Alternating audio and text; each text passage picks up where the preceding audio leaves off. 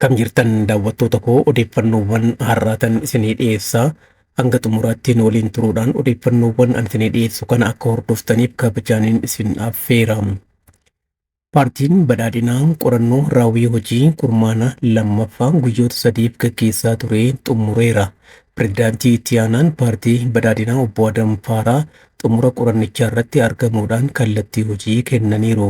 Odaawwan raawwii hojii keessatti mul'atan akka furamanii fi dhimmoonni akka ciminaatti ka'an cimanii akka itti fufan hooggansi uummata hirmaachisuudhaan hojjechuu akka qabu dhaamuu isaanii odeeffannoon waajjira paartii badhaadhinaa irraa argame mul'iseera.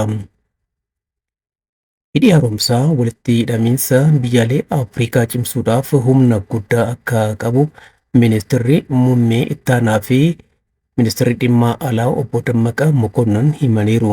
Obbo Dammaqaan foorumii diinagdee addunyaa cinatti walgahii dhimma hojiirra oolmaa qaxaanaa daldala bilisaa Afrikaa Siwiizerlaand Daavoositti mari'atame irratti hirmaataniiru.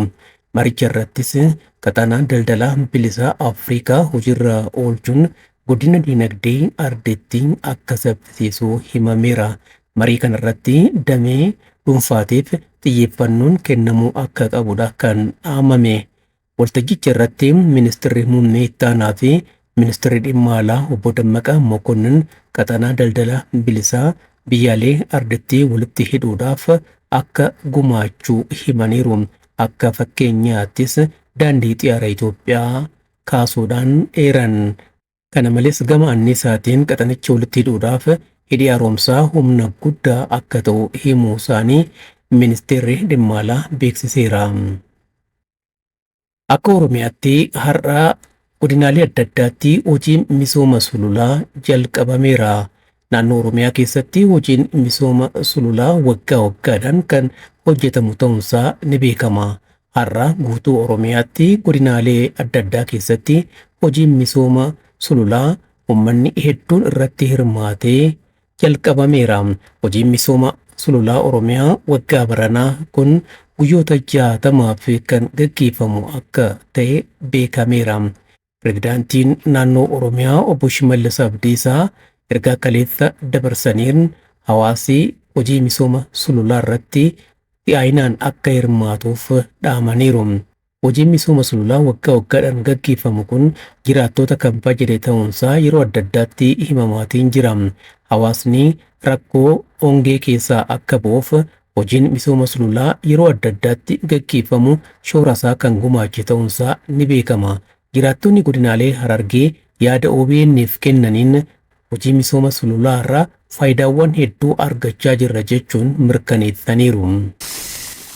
Namni haamnee nyaachifnaa jenneeti duraanillee wanta ta'an amma immoo eeganaa ijaan harkinaan haya diyaanuu durumaanuu waan kananummaan kunuunsa dhabuu keenyaatu hanqina kana nu fidee qabeenya keenya ka uumamaallee nu balleessise jenneeti ammaan tana garree horii hunda asirratti ol dee'an jaaramnee horii jiboota habbaa 25 horii dhadhaloo habbaa 55 ammaan tana asirra bitannee ukaya kana nyaachisu jirra jechuudha. Amma eega wanti dhigimsa biyyeettis galaanaa fi waayyuun hojjetame booda daaga dhagaatii daaga biyyee kun hojjetame booda biqiltuu adda addaatii eegumaas kunuunfamee qoonqoo wanta citaa kanaas asuma hamnee jiru horii kana nyaachisu jirra jechuudha. Ammallee osoo horii hanqanaa mi hanqa fedhetti fidanii waan gaarii kun dhumuu danda'uu miti. As keessatti wanni hojjetame. Lafa'ee oomisha qonnaatiif hin mijoofne sani haala kanaan jechuudha. Hojiin kunuunsa qabeenya uumaa akkatti irratti dalagamee namarraa tuttuqaa irraa godhamee hojii misooma kanniisaatiin bakka buusuun kilaastara 4tu hundeeffamee jira asirratti. Gaagura 420tti kanniisa galfamee jira jechuudha.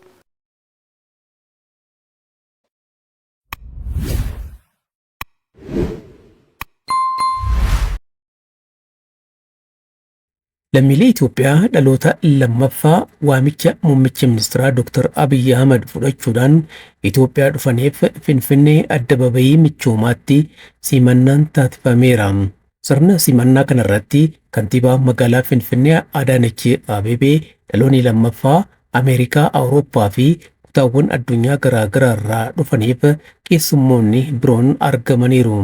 Lammiiwwan Itoophiyaa dhaloota lammaffaa turtii isaaniitiin biyya isaanii akka daawwatan aadaa fi seenaa isaanii akka baran ni taasifama jedhamu tajaajila oduu Itoophiyaatu gabaase. Baankiin Abisiiniyaa giddugala tajaajila baankii virchuwaalii akka Oromiyaatti 4ffaa fi akka biyyaatti ammoo 35ffaa magaalaa Asallaatti jalqabsiiseera.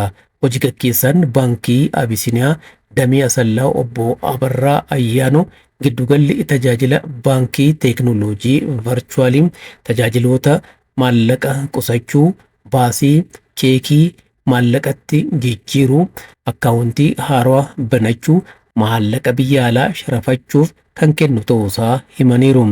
Kantiibaan magaalaa Asallaa obbo Simee Tsaggaa'ee baankonni ce'umsa teeknooloojii saffisiisuun tajaajila si'ataa maamiltoota isaaniitiif kennuun guddina biyyaa keessatti gahee isaanii baachuu akka qaban dhaamaniiru. Kun ammoo guddina magaalotaatiif gahee guddaa qabas jedhan. Maamiltoonni baankichaatis baankiin Abisiiniyaa tajaajila virchuwaalii eegaluun isaa hojii daldalaa keenya keessatti tajaajila saffisaa akka argannu kan nu taasisudha jechuudhaan himuu isaanii OBN'tu gabaase. Dhumarratti har'a xiyyaarri daandii xiyyaara Itoophiyaa tokko Finfinneedhaa ka'uudhaan naannoo Tigraay keessa qubachuuf dirqameera. Xiyyaarichi guyyaa naannoo sa'a 8tti Finfinneedhaa ka'ee gara Tigraayitti imalaa ture.